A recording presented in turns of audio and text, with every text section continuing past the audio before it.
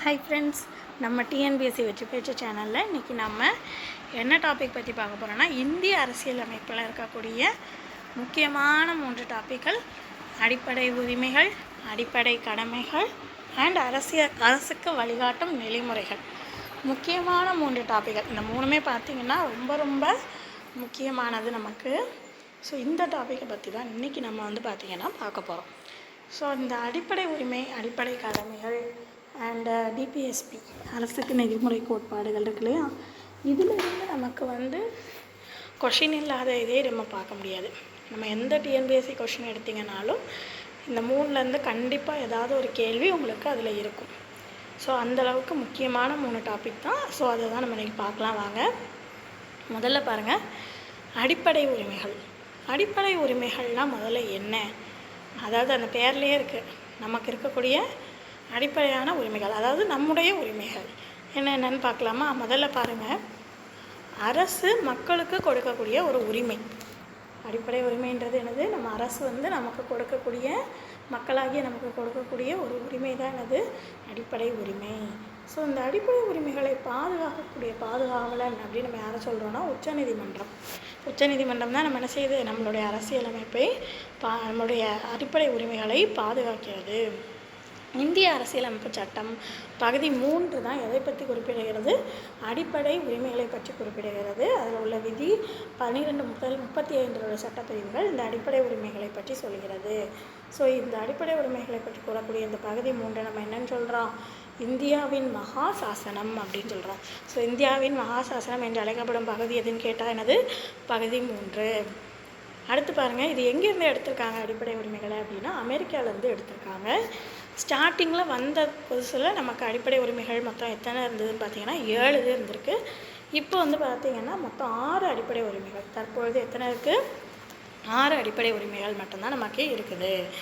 So இந்த 7வது உரிமை எங்கே போச்சு அப்படின்னு பார்த்தீங்கன்னா, 7வதாக இருந்த அடிப்படை உரிமையாக இருந்தது என்னென்னா சொத்துரிமை இருந்திருக்கும் விதி 31. அது நீக்கப்பட்டு 42வது அரசியலமைப்பு சட்ட திருத்தப்படி 1978 சட்ட உரிமையாக என்ன செய்யப்பட்டது? பகுதி 12 சேர்க்கப்பட்டது. அதாவது விதி 300A அதை சொத்துரிமை அப்படின்றத அதுக்கு மாற்றிட்டாங்க. ஸோ அதை நல்லா பார்த்துக்கோங்க. இந்த அடிப்படை உரிமைன்றது என்னது? நீதிமன்றத்தால் நிலைநாட்டக்கூடியது. அதையும் நல்லா பார்த்துக்கோங்க. ஸோ இது பேசிக்காக நமக்கு என்னது? அடிப்படை உரிமைகள்னால் என்னென்ன, அதை பற்றி நமக்கு என்னென்ன தெரியணுன்றதை நம்ம முதல்ல பார்த்தோம். அடுத்தது பார்த்திங்கன்னா, அடிப்படை உரிமைகளில் இருக்கக்கூடிய 6 வகைகள் என்னென்ன, முக்கியமான 6 வகைகள் என்ன, அதில் ஒவ்வொரு வகையும் எத்தனை விதிகளை பற்றி நமக்கு கூறுகிறது, அதுவும் நமக்கு தெரிஞ்சிருக்கணும். அந்த விதிகள் என்னென்ன அதையும் படிக்கணும். முதல்ல அது என்ன 6 வகைன்றதை பாருங்கள். சமத்துவ உரிமை, சுதந்திர உரிமை, சுரண்டலுக்கு எதிரான உரிமை, சமய சுதந்திர உரிமை, கல்வி மற்றும் கலாச்சார உரிமை, அரசியலுக்கு உட்பட்ட தீர்வு காணும் உரிமை. ஸோ இதில் முதல்ல சமத்துவ உரிமைன்றது விதி 14 முதல் 18 வரை பற்றி கூறுகிறது. சுதந்திர உரிமை 19 முதல் 22 வரை கூறுகிறது. சுரண்டலுக்கு எதிரான உரிமை விதி 32, 23, 24 அண்ட் சமய சுதந்திர உரிமை விதி 25 முதல் 28 வரை. கல்வி கலாச்சார உரிமை 29, 30. அரசியலுக்கு உட்பட்ட தீர்வு காணும் உரிமை விதி 32. ஸோ இந்த 6 இதான் 6 வகையான நமக்கு அடிப்படை உரிமை. இந்த 6 இதுலேயும் ஒவ்வொரு இதுலேயும் இத்தனை விதிகள் இருக்குதுன்னு சொல்லி இப்போ நம்ம பார்த்துட்டோம். ஸோ அந்த விதிகள் என்னென்ன, இப்போ விதி 14லேருந்து 18 வரைக்கும் இருக்குன்னா விதி 14 என்ன, விதி 15 என்ன, அந்த மாதிரி நமக்கு எல்லா விதிகளும் கட்டாயமாக தெரிந்திருக்க வேண்டும். உங்களுக்கு 10th ஸ்கூல் புக்கில் அது இருக்குது. நமக்கு சோஷியலில் ஃபஸ்ட்டு லெசன் குடிமையியலில் ஃபஸ்ட்டு லெசன் இருக்குது. ஸோ நான் இப்போ உங்களுக்கு அந்த விதிகள் அவ்வளோத்துக்கும் எப்படி ஈஸியாக படிக்கலாம்னு சொல்லிட்டு ஷார்ட்கட் வீடியோ ஆல்ரெடி நம்ம பார்த்தாச்சு. ஸோ அதுக்கான லிங்க்கை நான் உங்களுக்கு டிஸ்கிரிப்ஷனில் கொடுத்துருக்கேன். அதில் போயிட்டு இந்த 6 விதிகளுக்கு 6 வகைகளான அடிப்படை உரிமைகளுக்கு உள்ள விதிகளுக்கு ஷார்ட்கட் என்னன்றதை பார்த்து நீங்கள் ஈஸியாக படிச்சுக்கோங்க. அதையும் கண்டிப்பாக படிங்க. ஏன்னா அதுலேருந்து உங்களுக்கு கேள்விகள் கட்டாயமாக கேட்கப்படும். அதனால் அதையும் படித்து முடிச்சிருங்க. ஸோ இதோட முடிஞ்சதுன்னு நினச்சி நிப்பாட்டிடாதீங்க. அதில் உள்ள விதிகளை கண்டிப்பாக படிக்கணும். லிங்க்கு டிஸ்கிரிப்ஷனில் இருக்குது, மறக்காமல் போய் படிச்சிருங்க. இப்போ அதுக்கப்புறம் பாருங்கள், நமக்கு அடிப்படை உரிமைகளில் அடுத்து இருக்கக்கூடிய ஒரு முக்கியமான டாபிக் பார்த்திங்கன்னா நீதி பேராணை. நீதி பேராணைனா என்னன்னு பாருங்கள். நீதிமன்ற முத்திரையுடன் நீதிமன்றத்தால் வெளியிடப்படும் கட்டளை அல்லது ஆணை நீதி பேராணை எனப்படும். அதாவது ஒரு நீதிமன்றம் இருக்குது, ஒரு கோர்ட் ஒரு ஏதோ ஒரு கட்டளை வந்து வெளியிடுறாங்க. அப்படின்ற பட்சத்தில் அவங்க அதில் நீதிமன்றத்துடைய முத்திரை, அதாவது சீல் சொல்லுவோலையே, அதை வச்சு வெளியிடுறது தான் என்ன சொல்லுவாங்க, நீதி பேராண்மை. அந்த இதில் சில சட்டங்களை நிறைவேற்றாமல் தடை செய்ய நீதிமன்றத்தால் வெளியிடப்படும் ஆணையாகும். ஒரு சில சட்டங்களை நடைமுறைக்கு கொண்டு வரணும்னு ஏதாவது வரும்பொழுது, கேஸஸ் வரும்பொழுது அதை நிறைவேற்றாமல் தடை செய்கிறதுக்கு வெளியிடப்படக்கூடிய ஆணை தான் எனது நீதி பேராணை. இது போன்ற ஆணையை வெளியிட்டு மக்கள் உரிமையை காப்பதனால் உச்சநீதிமன்றம் அரசியலமைப்பின் பாதுகாவலன் என அழைக்கப்படுகிறது. ஸோ என்னது, இந்த மாதிரி இதை பாதுகாக்கிறதுனால இது என்னென்னு சொல்கிறோம், உச்சநீதிமன்றத்தை என்னென்னு சொல்கிறோம், அரசியலமைப்பின் பாதுகாவலன். இதான் நம்ம முதல்ல பார்த்தோம் இல்லையா, முதல்ல சொன்னிருப்பேன். ஸோ டாக்டர் அம்பேத்கர் அவர்கள் என்ன சொல்கிறாருன்னா, அரசியலமைப்பு சட்டப்பிரிவு 32 இந்திய அரசியலமைப்புடைய இதயம் மற்றும் ஆன்மா அப்படின்னு சொல்கிறாங்க. சொல்கிறது யார், அம்பேத்கர் அவர்கள். அடுத்தது பார்த்திங்கன்னா, இந்த நீதி பேராணையில் முதல்ல நமக்கு வந்து 5 வகைகள் இருக்குது. அந்த 5 வகைகள் என்னென்ன அப்படின்னா என்னன்றது நமக்கு கட்டாயமாக தெரியும். இந்த 5 நீதி பேராணையை வச்சு உங்களுக்கு நிறைய கொஷின் பேப்பரில் பார்த்திங்கன்னா மேக்ஸ் த ஃபாலோயிங் கேட்பாங்க, இல்லை ஒரு 1 மார்க் கொஷினாகவும் அந்த ஃபில்லப்ஸ் மாதிரியும் கேட்பாங்க. அதனால் கட்டாயமாக இந்த 5 நமக்கு தெரிஞ்சிருக்கணும். அது என்னென்னு பாருங்கள். முதல்ல வந்து பாருங்கள், ஆட்கொணர்வு நீதி பேராண்மை. ஆட்கொணர்வு நீதி பேராண்மைனா என்ன, சட்டத்திற்கு புறம்பாக ஒருவர் கைது செய்யப்படுவதிலிருந்து இது காக்கிறது. ஒருத்தவங்களை வந்து இது ரூல்ஸ், அந்த ரூல்ஸை பிரேக் பண்ணிட்டு அவரை ஏதோ பொய் வழக்கில் கைது செய்கிறாங்க அப்படின்ற பட்சத்தில் அதை வந்து தடுக்குது, அவங்கள அதுலேருந்து பாதுகாத்து வருது. அதுதான் ஆளை கொணர்கிறது, ஆட்கொணர்வு. அது பேர்லேயே இருக்குது. தேவையில்லாமல் கை செய்தாங்கன்னா அந்த ஆளை அதுலேருந்து வெளியே கொண்டுறது, அதான் அந்த நீதி பேராணை. அடுத்தது பாருங்கள், கட்டளை உறுத்தும் நீதி பேராணை. மனுதாரர் சட்ட உதவியுடன் தனது மனு தொடர்பான பணியினை சம்பந்தப்பட்ட துறையிலிருந்து நிறைவேற்ற கொள்ள முடியும். அதாவது நமக்கு ஒரு துறையில் ஒரு பணியை நடக்கணும், ஆனால் அது நடக்கலை அப்படின்ற பட்சத்தில் சட்டத்தின் உதவியோட, இப்போ ஹேபியஸ் கார்பஸ்ன்னு சொல்லுவோம் இல்லையா, அதான் நம்ம அவங்கள்ட்ட மனு கொடுத்து அது மூலமாக சட்டத்தின் மூலமாகவே அந்த துறையில் நம்ம என்ன செய்யலாம், நம்மளுக்கு தேவையான வேலையை, அதாவது கட்டளையிட்டு எனக்கு இதை செஞ்சு தரணும் அப்படின்னு சட்டத்தின் மூலமாக சொல்லலாம். அதான் கட்டளை உறுத்தல்.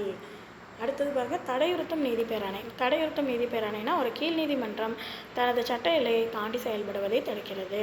அதாவது எல்லையை தாண்டி போகக்கூடாது, தன்னோட சட்ட எல்லை தான், அதை தாண்டி போகக்கூடாது, அப்போ அதை தடுக்குது. அதான் தடையுறுத்தும் நீதி பேராணை. ஆவணக்கோர்ப்பு பேராணை அப்படின்னா உயர்நீதிமன்றம் ஆவணங்களை நியாயமான பரிசீலனைக்கு தனக்கோ அல்லது உரிய அதிகாரிக்கோ அனுப்ப செய்ய கீழ் நீதிமன்றங்களுக்கு இடும் ஆணை. அதாவது ஒரு முக்கியமான தேவையான ஆவணங்களை பரிசீலனை செய்யறதுக்கு அனுப்பணும் அப்படின்னா அதுக்கு இடக்கூடிய ஆணை தான் அது ஆவணக்கோர்ப்பு. ஆவணத்தை தானே அனுப்பணும், அதான் ஆவணக்கோர்ப்பு. அந்த பேர்லேயே உங்களுக்கு வந்துடுது பாருங்கள். அடுத்தது பாருங்கள், தகுதி முறை வினவும் நீதி பேராணை அப்படின்னா என்னது, இப்பேராணை சட்டத்திற்கு புறம்பாக தகாத முறையில் அரசு அலுவலகத்தை கைப்பற்றுவதை தடை செய்கிறது. சட்டத்துக்கு புறம்பாக என்னது, அரசு அலுவலகத்தை கைப்பற்றதை என்ன செய்து தடுக்கிறது அப்படின்னா என்னது, தகுதி முறை வினவும் நீதி பேராணை. ஸோ இவ்வளோ தான் பார்த்தீங்கன்னா அடிப்படை உரிமைகள். அதில் அந்த ஷார்ட்கட்டுக்கு மட்டும் நான் லிங்க் டிஸ்கிரிப்ஷனில் கொடுத்துருக்கேன், மறக்காமல் போய் படிச்சுக்கோங்க. அடுத்தது பாருங்கள், அடிப்படை கடமைகள். அடிப்படை கடமைகள்னால் என்ன, பேசிக்காக அதில் பேசிக்காக என்னென்ன பார்க்கணும் பாருங்கள். பகுதி 4A வந்து அடிப்படை கடமைகளை பற்றி கூறுகிறது. விதி 51 எங்கேருந்து எடுத்திருக்காங்க, ரஷ்யாவில் எடுத்திருக்காங்க. 1976 காங்கிரஸ் கட்சி ஆட்சியில் இருந்திருப்பாங்க. இந்திரா காந்தி தான் அப்போ பிரதமராக இருந்திருப்பாங்க. அப்போ இதை மெயினாக அவங்க தான் இதுக்கு வந்து ஒரு முக்கியமான ஆள்னே சொல்லலாம், இதை கொண்டு வந்ததுக்கு. ஸோ அப்போ என்ன செய்கிறாங்க பாருங்கள், அந்த டயத்தில் சர்தார் ஸ்வரன் சிங் அப்படின்றவருடைய தலைமையில் அடிப்படை கடமைகளை கடமைகளை கட்டமைக்கிறதுக்கு ஒரு குழுவை ஏற்படுத்துகிறாங்க. ஸோ அதுபடி 42வது சட்ட திருத்தப்படி 1976 இந்த அடிப்படை கடமைகளை என்ன செய்கிறாங்க, அரசியலமைப்பில் சேர்க்குறாங்க. ஸ்டார்டிங்கில் வந்தப்போ நமக்கு 10 கடமைகள் இருந்தது, இப்போ 11 கடமைகள் இருக்குது. அந்த 11வது கடமையானது 86வது சட்ட திருத்தத்தின்படி 2002ஆம் ஆண்டு சேர்த்துருக்காங்க. அந்த விதி வந்து 51(7)K. ஸோ இதுதான் நமக்கு பேசிக்காக அடிப்படை கடமைகள்னால் என்னென்னு தெரிஞ்சு வச்சுக்க வேண்டியது. இப்போ அந்த அடிப்படை கடமைகள் 11 கடமைகள் பார்த்தோம் இல்லையா, அந்த 11 கடமைகள் என்னென்ன, அது என்னென்னு பார்த்தீங்கன்னா எல்லாமே இப்படி தான், அந்த ஃபார்மேட்டில் தான் இருக்கும். விதி 51(7)A, அடுத்து 7B, 7C அப்படின்னு சொல்லிட்டு 7K வரைக்கும் போகும். ஸோ அந்த 11 விதிகளையும் இப்போ நம்ம என்ன செய்ய போகிறோம்னா ஒரு ஸ்டோரி மாதிரி படிக்க போகிறோம். இதோட ஷார்ட்கட் என்ன, நமக்கு ஒரு ஸ்டோரி, அந்த ஸ்டோரி அப்படின்னு ஞாபகம் வச்சுக்கணும். அந்த ஸ்டோரியை நம்ம வந்து 3 டைப்பாக பிரிக்க போகிறோம். இதில் மொத்தம் எத்தனை விதி இருக்குது, 11 விதி இருக்குது. 3 டைப்பாக பிரிக்க போகிறோம். 6, 3, 2 கூட்டினீங்கன்னா எத்தனை வருது, 11 வந்துடுதா. ஸோ அதாவது ஒரே ஸ்டோரி தான், அதை நம்ம 3 விதமாக பிரிக்க போகிறோம். மொதல் 6 இதுக்கு ஒரே இதாக படிக்க போகிறோம். அடுத்து 3 இது, அதாவது 7, 8, 9, அடுத்து கடைசி 10, 11. ஸோ இந்த ஃபார்மேட்டில் இப்போ நம்ம இதை படிக்க போகிறோம். எப்படி படிக்கலாம் பார்க்கலாம் இல்லைங்களா? ஸ்டோரி அப்படி சொல்லும் போதே கேட்டே வாங்க, படிக்கவே வேண்டாம், ஸ்டோரி மட்டும் ஞாபகத்தில் இருந்தால் போதும். 11 கடமைகளில் எந்த கடமைகளை பற்றி உங்கள்கிட்ட கொஸ்டின் கேட்டாலும் அடுத்த நிமிஷம் உங்களால் ஆன்சர் பண்ண முடியும். ஸோ இப்போ பாருங்கள், இதில் பாருங்கள், ஃபஸ்ட்டு விதி என்ன சொல்லுவாங்க, ஒவ்வொரு இந்திய குடிமகனும் அரசியல் அமைப்பு, அதன் கொள்கைகள், நிறுவனம், தேசிய கீதம், தேசிய கொடி, தேசிய சின்னம் ஆகியவற்றை மதித்தல். ஸோ இதில் தான் நம்ம ஆரம்பிக்க போகிறோம். ஒரு இந்திய நாட்டுடைய குடிமகன்கள் தான் ஆரம்பிக்க போகிறோம். ஸோ ஒவ்வொரு குடிமகனுக்கும் அந்த ஸ்டோரியை மட்டும் அப்படி கேட்டே வாங்க. ஒவ்வொரு குடிமகனுக்கும் முதல்ல நம்ம நாட்டில் எது முக்கியமானது, நம்மளுடைய தேசிய கொடி, சின்னம், நம்மளுடைய தேசிய கீதம், இதுதான் முக்கியம் இல்லையா? ஸோ இது வேணுன்றதுக்காக தான் என்ன செஞ்சாங்க, நமக்கு சுதந்திரம் கிடைக்கணும். சுதந்திரம் கிடைச்சா தானே நம்ம நாட்டுடைய நம்ம தேசிய சின்னங்கள்லாம் நமக்கு கிடைக்கும். அப்போ அதுக்காக என்ன செய்கிறாங்க, அதையே ஒரு உயர்ந்த நோக்கமாகவும் தூண்டுகோலாகவும் வைத்து எல்லாரும் சுதந்திரக்காக என்ன செய்கிறாங்க, போராட ஆரம்பித்து சுதந்திரத்தை என்ன செய்கிறாங்க, பெற்றுறாங்க. ஸ்டோரியில் முதல் 2 உங்களுக்கு வந்துருச்சா? அடுத்தது பாருங்கள், சுதந்திரம் இப்போ நமக்கு கிடச்சிட்டு.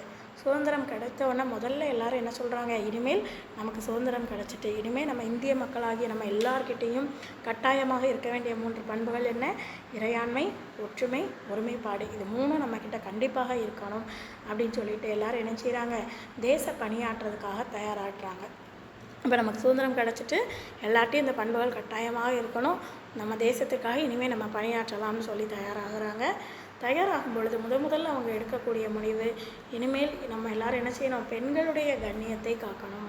விதி பார்த்திங்கன்னா, சமய, மொழி மற்றும் பிராந்திய மற்றும் அல்லது அது பகுதி சார்ந்த வேறுபாடுகளை மறந்து பெண்களை தரக்குறைவாக நடத்தும் பழக்கத்தை நிராகரித்து பெண்களின் கண்ணியத்தை காக்கும் எண்ணங்களை மேம்படுத்தி இந்திய மக்கள் அனைவருடைய சகோதரத்துவத்தை வளர்த்தல். இவ்வளோ ஆழத்தை நீங்கள் உட்காந்து ஃபுல்லாக படிக்கிறதுக்கு ஈஸியாக அந்த ஷார்ட்கட்டை ஞாபகம் வச்சுக்கோங்க. பெண்களுடைய கண்ணியத்தை காக்க, எல்லாம் பெண்களுடைய கண்ணியத்தை காக்கிறது தான் நமக்கு முக்கியமானது இல்லையா? அதுக்காக இந்திய மக்கள் எல்லாத்தையும் என்னத்தை பரப்புனாங்க, சகோதரத்துவத்தை பரப்பி நம்மளுடைய பாரம்பரியமான கலாச்சாரத்தை மதித்து பாதுகாக்க ஆரம்பித்தாங்க. ஸோ இதுதான் முதல் 6க்கான ஸ்டோரி முடிஞ்சது. இன்னும் ஒரு தடவை சொல்கிறேன், கவனிச்சுக்கோங்க. முதல்ல ஒவ்வொரு இந்திய குடிமகனுக்கும் நமக்கு என்ன முக்கியம், நம்மளுடைய தேசிய கீதம், தேசிய கொடி, தேசிய சின்னம் முக்கியம். ஸோ அது நமக்கு வேணும். அதையே ஒரு உயரிய நோக்கமாகவும் தூண்டுகோலாகவும் கொண்டு சுதந்திரத்துக்காக எல்லோரும் போராடி சுதந்திரத்தை பெற்றாங்க. சுதந்திரத்தை பெற்ற பிறகு அவங்க நம்ம நாட்டில் முதல்ல எல்லாருக்கும் எது தான் முக்கியம்னு சொன்னாங்க, இறையாண்மை, ஒற்றுமை மற்றும் ஒருமைப்பாடு தான் முக்கியம்னு சொன்னாங்க. இந்த பண்புகள் எல்லாத்தையும் இருக்கணும்னு சொன்னாங்க. சொல்லிவிட்டு தேசத்திற்காக பணியாற்றுறதுக்காக எல்லோரும் தயாரானதுக்கப்புறம் என்ன முடிவு பண்ணாங்க, முதல்ல ஒரு முடிவு பண்ணுறாங்க, என்னது, பெண்களுடைய கண்ணியத்தை காப்பதான் நம்மளுடைய முக்கிய கடமை. அதனால் எல்லா மக்கள்கிட்டையுமே என்னத்தை பரப்புகிறாங்க, சகோதரத்துவத்தையும் பரப்பி நம்மளுடைய பாரம்பரிய கலாச்சாரத்தை மதித்து நடக்க ஆரம்பிக்கிறாங்க. ஸோ 6 கடமைகளை படித்தாச்சு. நான் முதல்ல சொன்னேன்னா 6, 3, 2, இப்போ 6 தான் முடிச்சாச்சு. அடுத்த 3 படிக்க போகிறோம். அடுத்து இது அவ்வளோத்தையும் பண்ண பிறகு என்ன செய்கிறாங்க, பாதுகாக்க ஆரம்பிக்கிறாங்க. நம்மளுடைய முக்கியமானவற்றை, நம்ம நாட்டில் முக்கியமான வளங்களை பாதுகாக்க ஆரம்பிக்கிறாங்க. அது என்னென்ன பாருங்கள், காடு, ஏரி, ஆறு, வனவிலங்கு, உயிரினம், அறிவியல் கோட்பாடு, மனிதநேயம், ஆராய்ச்சி மனப்பான்மை, பொது சொத்துக்களை பாதுகாத்தல். ஸோ இந்த 3ஐயும் பாதுகாக்க ஆரம்பிக்கிறாங்க. இதெல்லாம் 7ஆம் தேதி, 8ஆம் தேதி, 9ஆம் தேதி வந்தது பாருங்கள். காடு, ஏரி, ஆறு, வனவிலங்கு, உயிரினம், அறிவியல் கோட்பாடு, மனிதநேயம், ஆராய்ச்சி மனப்பான்மை, அடுத்து பொது சொத்தை பாதுகாத்தல். ஸோ இந்த 3ஐயும் முக்கியமான எல்லாத்தையும் இப்போ பாதுகாக்கிறாங்க. அப்போ 9 தேதி முடிஞ்சு போச்சு. அடுத்தது பாருங்கள், எல்லாத்தையும் பாதுகாத்து இப்போ எல்லாத்தையும் செஞ்சாச்சு. இதுக்கப்புறம் என்ன செய்கிறாங்க, 10ஆம் தேதி பாருங்கள், தேசத்தின் உயர்ந்த நிலைக்காக உழைக்க ஆரம்பிக்கிறாங்க. நம்மளுடைய தேசியத்தின் உயர்ந்த நிலை மற்றும் சாதனைக்காக என்ன செய்கிறாங்க, உழைக்க ஆரம்பிக்கிறாங்க. 10ஆவது விதி, அப்படி உழைக்கிறதுக்கு நமக்கு என்ன தேவை, படிப்பு தேவை இல்லையா, நமக்கு கல்வி அறிவு வேணும் இல்லையா? கல்வி அறிவு இருந்தால் தானே நம்மளால் நல்லா உழைக்க முடியும். அப்போ கல்வி அறிவு வேணும், எல்லாருக்கும் கட்டாயமாக கல்வி அறிவு வேணும்னு சொல்லி அனைவருக்கும் கல்வின்றது வருது. இது 11ஆவது விதி. அப்போ 11 வந்துருச்சா? முதல்ல 6 படித்தோம், ஒவ்வொரு இதுலேயும் என்னென்ன கொண்டு வரணும்னு பார்த்தோம். அடுத்த 3ல் எதெல்லாம் பாதுகாத்தாங்கன்னு பார்த்தோம். ஸோ எல்லாத்தையும் செட் பண்ணிவிட்டு நாட்டோட முயற்சிக்காக என்ன செஞ்சாங்க, உழைக்க ஆரம்பித்தாங்க. உழைக்க ஆரம்பிக்கிறதுக்கு கட்டாயமாக என்ன தேவை, எல்லாருக்கும் கல்வி. அப்போ முடிஞ்சதா? இவ்வளோ தான் நமக்கு 11 அடிப்படை கடமைகள். இந்த மாதிரி ஈஸியாக படிங்க, நீங்கள் உங்களுக்கு மறக்கவே செய்யாது. இப்போ அடிப்படை கடமைகள் முடிஞ்சது. அடுத்தது பாருங்கள், அரசுக்கு வழிகாட்டும் நெறிமுறைகள், அதாவது டிபிஎஸ்பின்னு சொல்லுவோம் இங்கிலீஷில். அதில் பாருங்கள், இது என்னது, பகுதி 4, அரசுக்கு நெறிகாட்டும் வரைமுறையை பற்றி கூடக்கூடிய பகுதி 4, விதி 36லேருந்து 51 வரை. இது எதுலேருந்து எடுத்திருக்காங்க பாருங்கள், அயர்லாந்துலேருந்து எடுத்திருக்காங்க. அரசானது சட்டத்தை இயற்றும் பொழுதும் அவற்றை நடைமுறைப்படுத்தும் பொழுதும் பின்பற்ற வேண்டிய செயல்முறை. அதாவது நம்மளுடைய அரசு ஒரு சட்டத்தை இயற்றணும் இல்லை நடைமுறைக்கு கொண்டு வரணுன்ற பட்சத்தில் அரசு என்னென்ன செயல்முறைகளை பின்பற்றணும் அப்படின்னு சொல்லக்கூடியது. இதை நீதிமன்றத்தால் என்ன செய்ய முடியாது, வலுக்கட்டாயமாக செயல்படுத்த முடியாது. எந்த நோக்கத்தில் ஏற்படுத்தப்பட்டதுன்னு பார்த்தீங்கன்னா சமுதாய நலனை மக்களுக்கு தருவதற்காக. அடுத்தது பார்த்திங்கன்னா நம்ம அடிப்படை உரிமைகள் ஷார்ட்கட்டில் நீங்கள் அந்த வீடியோ பார்த்து முடிச்சிருந்தீங்கன்னா உங்களுக்கு தெரிஞ்சிருக்கும். பிரிவு 21 தொடக்க கல்வியை பற்றி வரும். ஸோ அதை இதில் தான் முதல்ல இருந்திருக்கும், இந்த அரசு நெறிமுறை கோட்பாடுகளில் இருந்திருக்கும். பிரிவு 45 அதை தான் என்ன செஞ்சுருப்பாங்க, 87ஆம் சட்ட திருத்தப்படி திருத்தி அதை பிரிவு 21 கீழே மாற்றிருப்பாங்க, 21A கீழே. ஸோ அதையும் பார்த்துக்கோங்க. அடுத்தது இப்போ இதை பற்றின ஒரு சிலரின் கூற்றுகள் என்னென்ன அப்படின்னு பார்த்தீங்கன்னா, முதல்ல அம்பேத்கர் அவர்கள் என்ன சொல்கிறாருன்னா, இந்திய அரசியலமைப்புடைய நாவல் அதாவது உன்னதமான பண்புடையது, புதுமையான சிறப்பம்சம், அறிவுறுத்தும் பகுதி அப்படின்னு சொல்லுவாங்க. கிரான்வில் ஆஸ்டின்றவர் என்ன சொல்கிறாருன்னா, அந்த அடிப்படை உரிமைகளும் அரசுக்கு நெறிகாட்டும் வழிமுறைகளும் இந்திய அரசியலமைப்புடைய மனசாட்சின்னு சொல்கிறாரு. எல்எம் சேமிங்கிறவர் என்ன சொல்கிறாருன்னா, இது உயிரளிக்கக்கூடிய விதிகள் அரசியலமைப்பிற்கு அப்படின்னு சொல்கிறாங்க. அடுத்தது இதில் உள்ள வகைகள், அரசு நெறிமுறை கோட்பாடுகளில் உள்ள வகைகள் என்னென்ன. அடிப்படை உரிமைகள் 6 பார்த்தோம் இல்லையா, அதேமாதிரி இங்கே 3 இருக்குது. சமதர்ம கொள்கை, காந்திய கோட்பாடுகள், தாராள கொள்கை மற்றும் அறிவு சார்ந்தவை. ஸோ இதை அங்கே நம்ம இதுன்னு டேரெக்டாக சொல்லிட்டோம். இங்கே அப்படி டேரெக்டாக சொல்ல முடியாது, ஒவ்வொரு சில விதிகள் மாறி மாறி தான் வரும். ஸோ அந்த மாதிரி எந்தெந்த விதிகள்லாம் அந்த கொள்கையை பற்றி கூறுகிறது. முதல்ல சமதர்ம கொள்கையை பற்றி கூறுவது விதி 38, 39, 39A, 41, 42, 43, 47. ஸோ இந்த இதுவும் உங்களுக்கு மேட்சில் கேட்பாங்க, எந்தெந்த விதிகள் கூறுதுன்றதையும். ஸோ அந்த விதிகள் என்னென்னன்றதையும் தெளிவாக படிச்சுக்கோங்க. காந்திய கோட்பாடுகளை பற்றி கூறக்கூடிய விதிகள் 40, 43, 43B, 46, 47, 48. அடுத்தது தாராள கொள்கை மற்றும் அறிவு சார்ந்தவை 44, 45, 48, 48A, 49, 50, 51. ஸோ இப்போ இந்த விதிகள் எந்தெந்த விதிகள் எந்தெந்த கொள்கையை பற்றி கூறுதுன்னு நம்ம பார்த்துட்டோம். ஸோ அந்த விதிகள் என்னென்னன்றதை பார்க்கலாம், ரீட் பண்ணி வச்சுக்கோங்க. ஒரு சில இது ரிப்பீட்டடாக வந்ததெல்லாம் தரவாக பார்த்துக்கோங்க. இப்போ நம்ம விதிகள் பார்க்கலாம் வாங்க. முதல்ல விதி 36 நெறிமுறை கோட்பாடு அதோடைய வரையறை பற்றி சொல்லுது. அடுத்து 37வது பயன்பாடை பற்றி சொல்லுது. அதுக்கப்புறம் தான் நமக்கு கோட்பாடுகள் ஆரம்பிக்கி. முதல்ல சமத்துவ கோட்பாடு, அதில் 38வது விதி என்ன சொல்லுது பாருங்கள், மக்கள் நலனை பாதுகாக்க சமூக ஒழுங்கை அரசு பாதுகாக்கணும். முதல்ல நலனை பாதுகாக்க நம்ம அரசு என்ன செய்யணும், சமூக ஒழுங்கை நலனுக்காக சமூக ஒழுங்கை பாதுகாக்கணும்னு சொல்கிறது 38. அடுத்தது ஆணுக்கும் பெண்ணுக்கும் சம ஊதியம் 39. 39 சமமான நீதி சட்ட உதவி வழங்குதல். 41 கல்வி பெறக்கூடிய உரிமை கல்வித்தொகை, வேலை வாய்ப்பு வேலை உரிமை, கல்வி பெறணும், வேலை கிடைக்கணும், கல்வி தொகை பெறக்கூடிய உரிமை, இது 41. 42 பணி, எந்த மனிதாபிமான அடிப்படையிலான பணி சூழலும், அதாவது மகப்பேருக்கு தேவையான உதவிகள் கட்டாயமாக, இது நல்லா படிச்சுக்கோங்க. அடுத்து தொழிலாளர்களுக்கான வாழ்வாதாரம், கூலி, முறையான தரமான வாழ்க்கைக்கு தேவையான வசதிகளை செய்து தருதல் 43.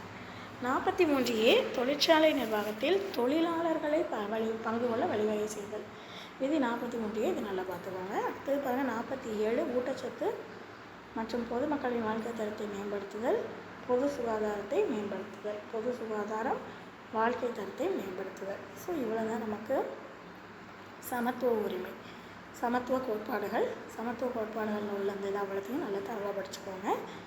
அடுத்தது பார்த்திங்கன்னா காந்திய கோட்பாடுகளில் முதல்ல விதி 40 என்ன சொல்லுது.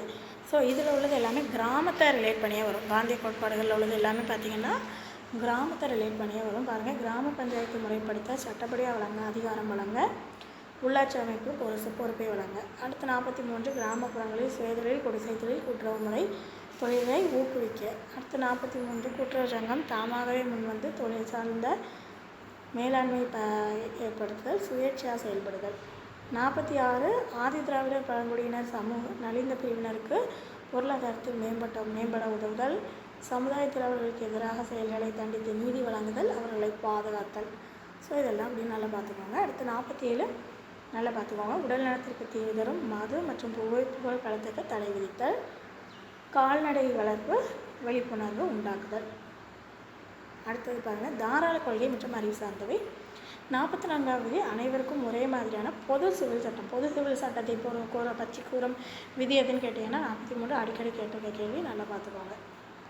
அடுத்து 45 விதி 6 வயது ஆகும் காலம் வரை அவர்கள் கல்வி பெறுவதை உறுதி செய்தலும் ஆரம்ப கால குழந்தை மருத்துவத்திற்கான அக்கறை அதாவது எல்லா குழந்தைகளுக்காக பற்றி சொல்லக்கூடியது 45. 48 சுற்றுச்சூழலை பாதுகாத்தல், காடுகள், உயிரினங்களை பராமரித்தல். நெக்ஸ்ட் விதி 49 பாரம்பரிய இடம், நினைவு சின்னம், வரலாற்று முக்கியத்துவம் வாய்ந்த தேசிய சின்னங்களை அல்லது வரலாற்று முக்கியத்துவம் வாய்ந்த தேசிய சின்னங்களை பாதுகாத்தல். விதி 50 நீதித்துறை அரசின் செயலாக்கத்துறையிலிருந்து பிரித்தல். 51 பன்னாட்டு உறவுகளுக்கிடையே பாதுகாப்பை மேற்கொள்ளுதல், சுமூக உறவை மேம்படுத்துதல், கூட்டிணைவு முயற்சி, ஒப்பந்தம் செயல்படுத்துதல். இதெல்லாம் சொல்லக்கூடியது விதி 51. ஸோ இவ்வளோ தான் நமக்கு பார்த்திங்கன்னா அரசு நெறிமுறைப்படுத்தப்பட கோட்பாடுகளில் உள்ள விதிகள். ஒரு சில விதிகள் நமக்கு அதில் ரிப்பீட்டேட்டிவாக கேட்டிருக்காங்க, அதை நான் சொல்லிட்டேன். மற்ற விதிகளும் படிக்காமல் விட்டுறாதீங்க, கட்டாயமாக படிச்சிருக்கணும். லைட்டாக ஒரு கிளான்ஸ் மாதிரி அதையும் பார்த்து வச்சுக்கோங்க. ஸோ இந்த வீடியோ பார்த்து முடிச்சுட்டு உங்களுக்கு எவ்வளோ தூரம் இது யூஸ்ஃபுல்லாக இருந்ததுன்றதையும் கமெண்ட்டில் சொல்லுங்கள். உங்கள் ஃப்ரெண்ட்ஸுக்கு ஷேர் பண்ணி விடுங்க. அடுத்த வீடியோவில் பார்க்கலாம்.